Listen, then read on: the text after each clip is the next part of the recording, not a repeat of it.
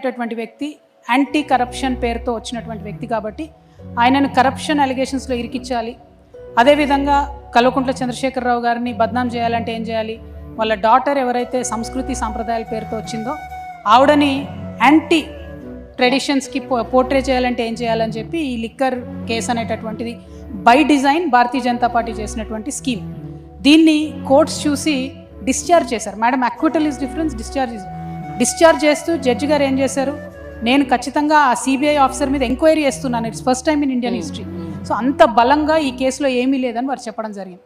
అల్టిమేట్గా నేను మీతో చెప్పేది ఏంటంటే మేడం, బయటవాడు ఏం చూస్తాడన్నది పక్కన పెడితే మన ఫ్యామిలీ, మన ఇంటి వాళ్ళు మనల్ని బలంగా నమ్మి మనతో సైడ్ చేసి ఉంటే ప్రపంచాన్ని ఎదిరించవచ్చు.